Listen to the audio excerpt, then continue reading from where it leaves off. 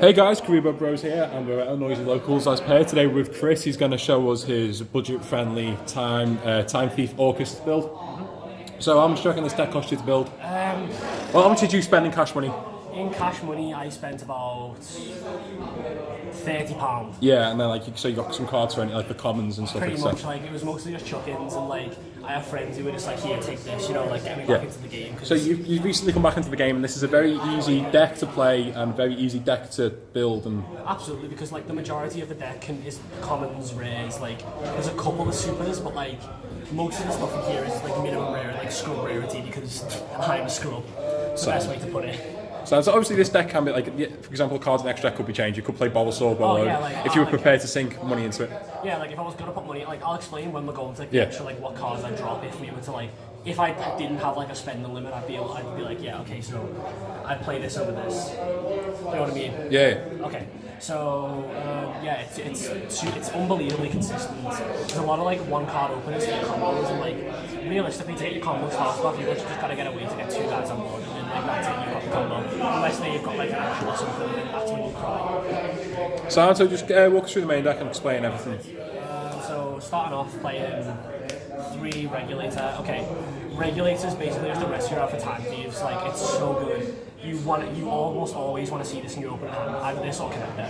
So this has the effect of, if you control no other monsters, you contribute a special 2 Time Thief monsters from your deck with different names and defensive. That's why it's so good, because it's literally just a 1-card combo to get you the rest of your entire combo. So if you open this, you go summon effect, special 2 guys out, and then you just go off from there at that point. It's also got another effect where which isn't as good, and it's very, very situational. It's come up a couple of times, but it's not helped in realistically. It's not won me any games. If it exceeds monster you control is destroyed while this is in your grave, you can special it back, and then it gets banished with at least 1, which is, as I said, very situational and not exactly good. Do you know what I mean? You mostly run it for you only really run it for the first effect though, and that's why you run 3 of it, because consistency is key. And one thing that this deck does is be unbelievably consistent. So yeah, it's probably one of the only cards you want to normal summon in the deck. And for the rest of the time, he's playing 2 Winder and 2 Weasel Ship. We only play these because they're the only Time Thief monsters out there. So they're the ones that you summon off with regulator. So Winder has the effect of you can attach a material from the seas once you control, specialist card from hand, and when it's normal or special, you can add a Time Thief card. So if you absolutely brick, then normal summon on this isn't too bad, because you can do some stuff and things with it, but it's not exactly the best. It's okay, I guess. Weasel Ship is absolutely horrible to open with. I can't even think of how many times I've opened this and just kind of had it dead in hand. Unless it's not as bad as when you're playing pure Time Thieves, which I was before I switched over to this build, because you can easily dump this out of hand with Mermaid or something when you start off the combo, if you can get it off. But yeah, this has the effect of you can attach a material from the seas once they're specialist in the grave, but it's banished and leave the board. So you want it in hand. No, you don't want it in hand. What? You want it in grave or in deck, so you can get it off regulator, or you can special back and control the seas. It's also got an effect on board. If you contribute it, you can target a Time Thief monster, attach a material from opponent's grave. It's kind of like regulator effect. You don't care about that. Realistically, you're never going to be resolving it. Then for the Orcust engine, we're playing 2 Nightmare, 1 Wand, because Nightmare is the main combo starter, and if you open it, if you only run 1, I own 2, because if you open it while you run 1, that's it, you're screwed, the combo's dead. So it has happened to me a couple of times where I've opened it and I've been well, I can't do the combo now, but that's why I have a second one, so I can be okay, I can still do it. And then 1 is just a bit of an extender, so 1 is what helps you make the best board you can, which is Decode, Bardish, and Thought. And it just, the deck is mostly just extenders and consistency cards, because, consistency is key in this game nowadays, and this deck, as cheap as it is incredibly consistent. For the other lore counter, we're in 3 Harp Horror.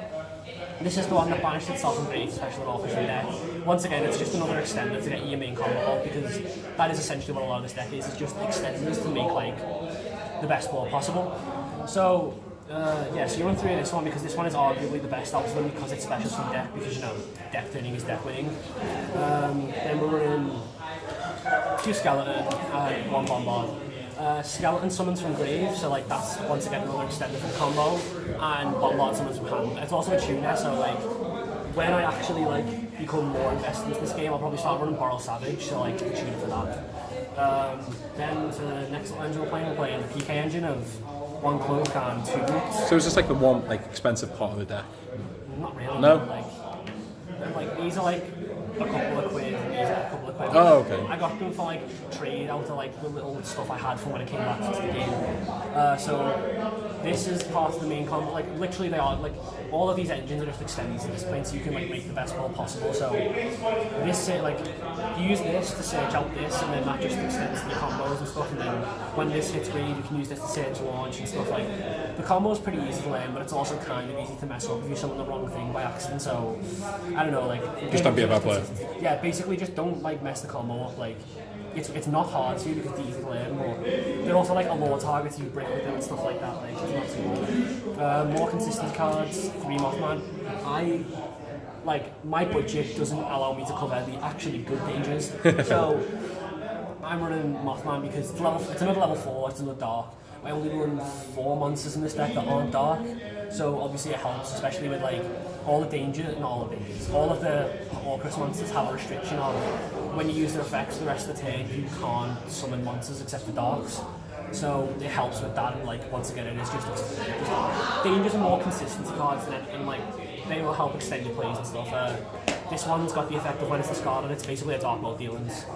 So it's okay. Like I only run 3 of it because it's level 4. Like I probably run shoot if I had the space, but even then shoot's not that good. Run a little bit of a Dark Warrior engine of Breath Armageddon Ray, just so you can help like this. If you open this and Nightmare, it helps you like if your hand clogs with Nightmares, then it's okay. And like same with one and stuff, like it just makes the combo like a bit. I don't know, like it's 3 special summons and then it's just Armageddon like 3 cards. If you're running darks, then why are you using darks? You know what I mean? Okay. And for the only non-darks, so we're running 3 Connector and 1 Dolphin. Connector is a 1-card combo because it gets you Dolphin from deck, and Dolphin out hand traps. So, like obviously, this is a very, very going first heavy deck, so you don't want to you die to hand trap essentially. Like it's so it's just more consistency cards, and it helps you get 2 guys on board. Because like the main thing you want to do with this deck going first is put 2 guys on board, so you can make a Nightmare and then go into Mermaid, all that stuff. So that's all monsters. I think I'm 23 or 26 monsters. I'm not too sure. I don't even know, to be honest. Next we're running for the spells, running 3 Call By, because Call By is arguably the best card in the game right now. Call By out so many different cards, like hand traps, Grave effect, T-Dragons, like it outs so many things, and it is arguably the best card in the game at the minute. It's certainly the best card for its lowest price. Oh, absolutely, like that's why you run 3 of it, because like there's not really a time when you don't want to see this if you go first, because your opponent can just do anything, and like once again it outs hand traps, like same reason why you run Dolphin, like Dolphin outs hand traps, so it's pretty good. It's okay if you're not like, no, I'm not lying.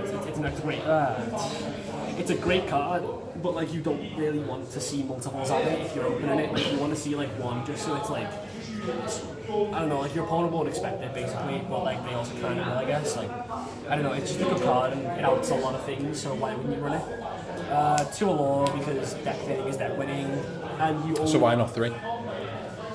I couldn't find the space for it. Like this list is already 41 cards, and like I don't want to be running like more stuff. So it's one of them. Like you only run like 4, as I said, 4 non-dark monsters. So it's not as if when you allure into stuff, like there's a very slim chance you won't actually like have to dump your entire hand. But yeah, like it's just you come in the deck and make it like a lot consistent. Then for the one-off playing 1 Rotor, this is essentially a 1-card combo if you can search out Connector. 1 Reborn, because Reborn's a good card, why wouldn't you run Reborn? Foolish, because everything except for like Armageddon, Connector and Dolphin have grave effects, and like Winder. 1 Babble just because it's good, you can set it off Galatea, and then 1 Launch because everybody loves Azathoth. I don't really need to explain these, do I? Yeah. Well, you can explain why you're running. Oh, okay. Oh wait, sorry, no, go ahead. I mean, like, people are probably thinking why you only run one launch, but it's more sort of like a consistency thing. You don't want to like open it like you'd rather have it in deck so you can search it off of the what's the name of it? The boots. Yeah, the boots. That's the one. Oh, my head's mashed. And then for the trap, we're only playing 3. We're playing 2 Fogblade and 1 Brigandine. Brigadine's good. Like you use Bardish to set Brigandine because then that helps you make the redirect and make the decode Bardish Fatboard, and then Fogblade is just Fogblade. Fogblade's a good card. Rick might mismatch in rarities though. Yeah, Fogblade. It's essentially just a Fiendish chain on card, but like. There has been a couple of times where it's fucked me over, where it's like, because you can't attack the monsters you Fogbladed, like I've been sat there with a big board and I've stopped them with a Fogblade but then had no way to out the Fogblade to like win. So it's good, it's a good card if you go first, but like be careful in what you hit with it essentially. And then for the extra deck I'm running 1 Orcust Time's a good card. Like I've seen a lot of people like, oh this card's trash, it's a link 4, why would you play it? But like when you can't go in, like when you can't make the decode Thought Bardish board, going into Orcust Time is the next best option in my opinion because it's linked. So it's automatically immune to destruction, like not even destruction, it's just, is it? Yeah, like it literally, if it's linked to something, it literally cannot be, it's indestructible, like you can't get rid of it unless like you have like non-target, no, not even on non-target, it just can't be killed unless as long as it's linked. It's also got the effect of shuffle back 3 of your banished machines, and then all the attack and defense of your opponent's linked monsters becomes 0 and their effects negated. So you have this on board when you have Babel on board, and it's basically just like a quick effect that says no, you can't do anything this turn. It's like a soft thought in a sense, like not as good as Azathoth because Azathoth straight up just does say no. For the Link 3s, we're playing Summon Sork. Do I need to explain why Summon Sork's a good card? 3 special summons from the deck, it's stupidly good, and it's one of the integral parts of the combo. 1 Longyesu, believe it or not, Longyesu comes up, and like, you don't really go into it, but like if your opponent somehow manages to stop like the fuck combo or something, Longyesu's not bad. Like, it's got the effect of shuffle back 2 of your banished machines, and then you can send 1 linked monster your opponent controls to the graveyard. So if it doesn't destroy it, it just sends it to the grave, which is pretty good. Like, it'd be even better if it didn't target, but you win some, you lose some. Like, you can't have the best deck in the world.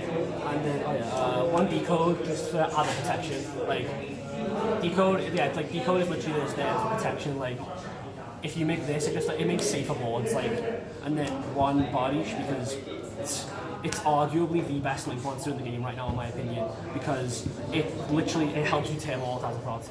And Azathoth is obviously like one of the best cards in the game, like full stop. Especially with like launch and like time to freedom and stuff, because how easy it is to make now. So like, you don't run more than 1 because I couldn't find the extra space for it, but I knew for a fact I absolutely had to run 1,000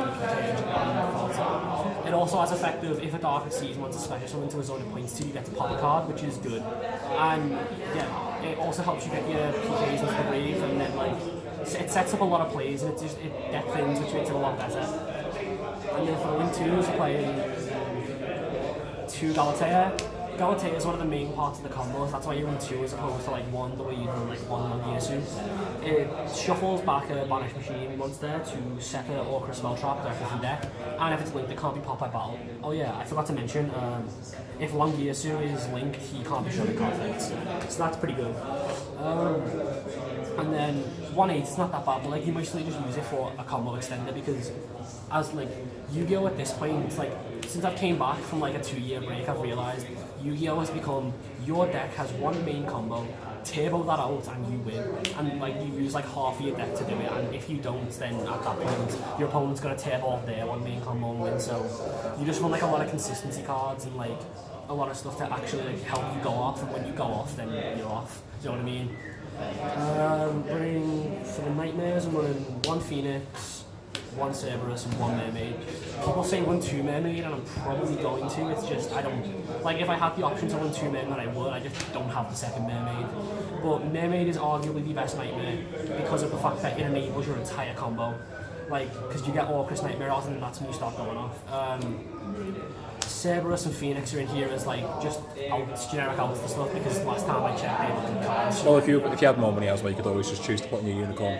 Oh yeah, absolutely. Like, yeah, like definitely. Like if I had the money to play Unicorn, I would definitely play Unicorn. I drop Cerberus for Unicorn, even though it's a Link 3 and like it hurts the consistency of the combo because the Link 3 is not Link 2. I'd still choose to run it. Yeah, so literally, you know, like the main reason is running it is to get this out. But later on in the game, like you can run, if you can go into those outs and stuff, and, like they're pretty good cards. And, like not generic, semi-generic Link 2s are always good cards. That's it for links. On TFCs, we're playing one of the big boy himself. Well, here's itself as a thought, like probably one of the best Cards in the game, this format. Yeah, this format, because of the fact that like cards like Reader and Launch exist, and like if Launch doesn't get hit on the ban list, I'm gonna be shocked and bored. Thoughts, obviously, as everyone knows what Astat does. If you don't, then turn it succeeds summon. Your opponent, like it's either your opponent can't activate monster effects. Yeah, your opponent can't activate monster effects for the rest of that turn. So you basically just flip the Launch rank up into Azathoth, and your opponent goes, well, Game 2. I can't do anything now, past turn, and then that's when you just sit and then like you just proceed to go off even further and do big damage.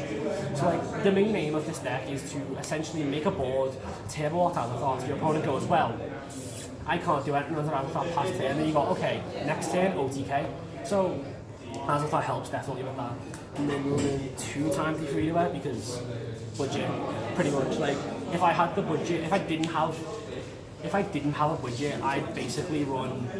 I'd drop one of these for like either a Borrow Sword, like a Borrow Savage or something like that, and then like it's just a good card. Like you mostly use it for table and out Azathoth, but if you were to like, you can still make. There's still situations where I've just had to make the redo without being able to make Azathoth, and it still helped out.